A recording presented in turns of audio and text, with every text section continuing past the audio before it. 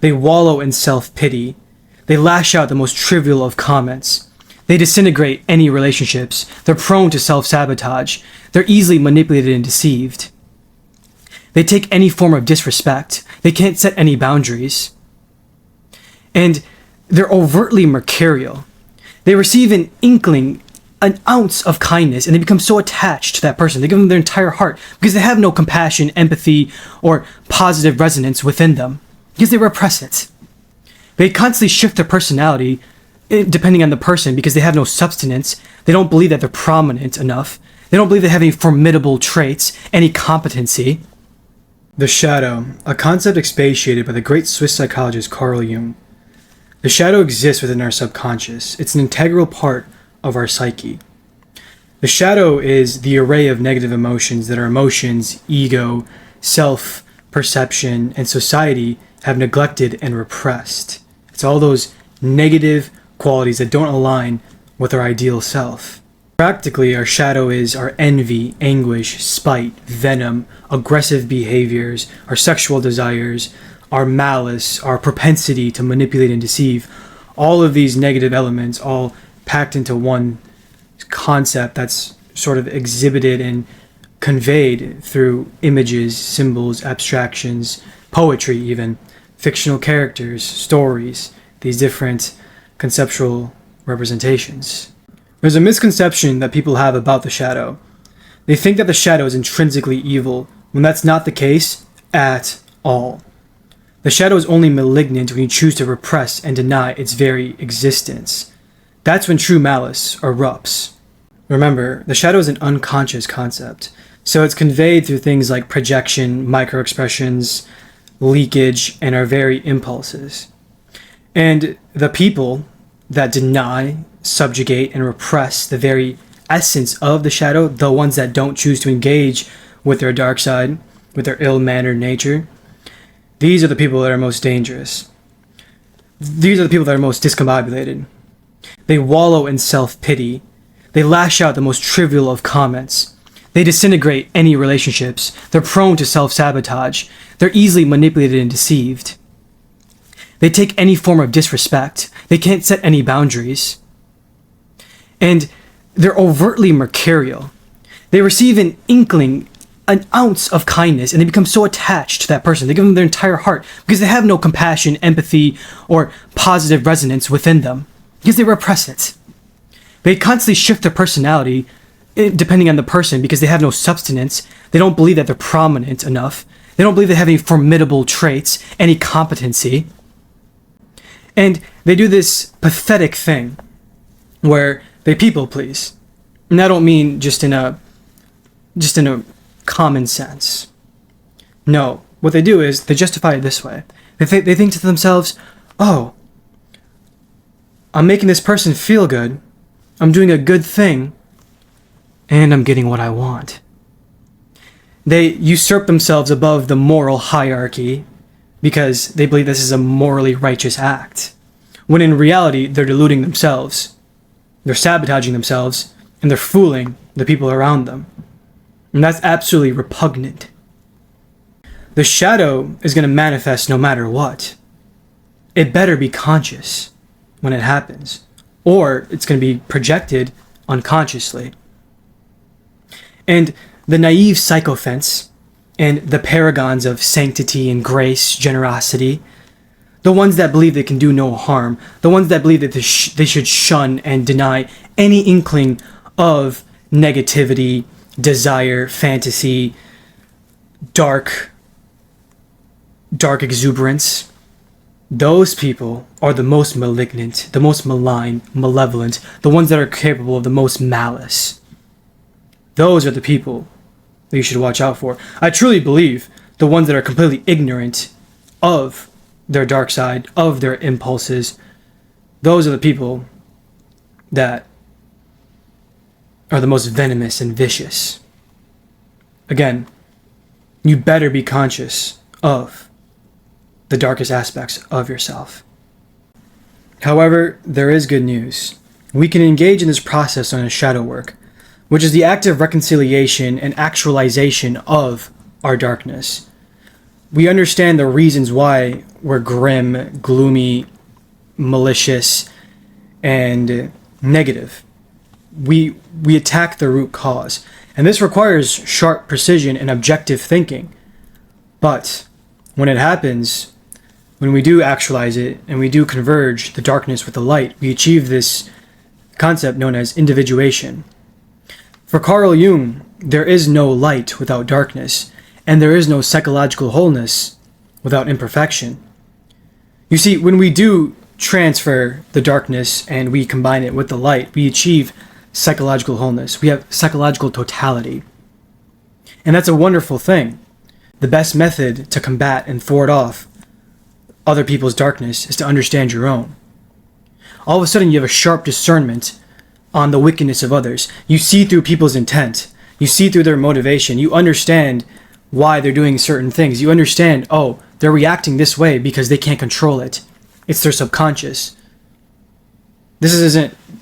If you ask them what they did, 3 days later, they couldn't tell you because it was an unconscious process. And you can actually start observing these behaviors. It's the craziest thing.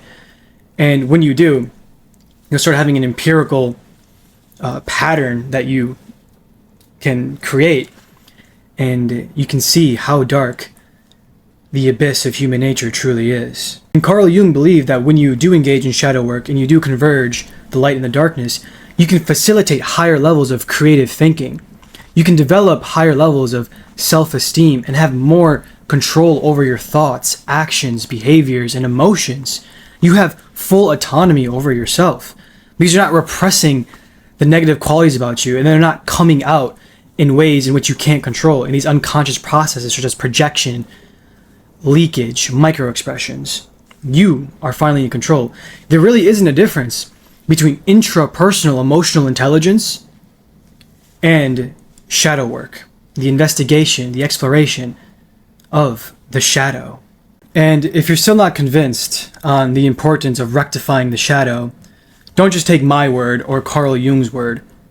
Let's go to another source. I think you may know him. His name is Jesus Christ. Christ himself emphasized the prominence of converging and unifying the light with the shadow. Matthew 10:16, Christ states, "Behold, I am sending you out as sheep in the midst of wolves. Be wise as serpents and innocent as doves." Now, why is that so significant? Well, let's break it down. Okay, number one, he provides us an anecdote to the wolves in the world, and we can actually ascribe the wolves in Jungian terms as the malice, malignant nature, and evilness of human nature, right? We can associate the wolves as that because we're going to get eaten alive, and that's what happens when we don't have control. Okay, and he tells us to combat this, to be wise as a serpent and innocent as a dove. The word serpent in the Bible is actually associated with cunning, scheming, and having a sharp discernment and discretion of other people and of yourself. Now, that doesn't mean being manipulative and deceptive. No, that's understanding your tendencies to do so. Same exact notion that Carl Jung emphasized. Understanding why you're manipulative, understanding why you lash out, throw these tantrums, and are so impulsive. Christ orders us, his followers, to do the same exact thing. Now that's interesting. And so we can actually interpret the serpent as the shadow, and of course the dove as the light. And Christ himself wants us to have the best of both worlds. Why? So we can protect ourselves from the dangers of this world and from ourselves. Let's look at another example. One of my favorite characters in fiction, Patrick Jane. You see, Patrick Jane is a perfect representation of what the ramifications of understanding your shadow and actualizing it in your life look like.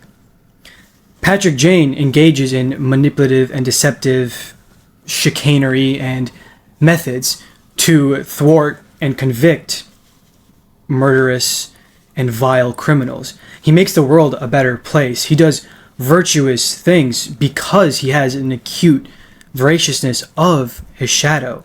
because he's so keen and he has a tremendous insight of himself.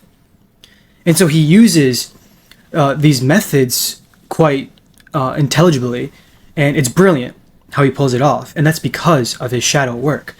And more importantly, he uses his internal turmoil, his insatiable rage, feelings of revenge, and guilt. You see, Patrick Jane's beloved wife and daughter were murdered by a serial killer known as Red John. And Patrick was part of the reason for that. You see, Patrick Jane publicly criticized and taunted Red John, and that prompted him to kill his wife and daughter. And so he carries that with him. He carries those negative, grim, loathsome emotions with him.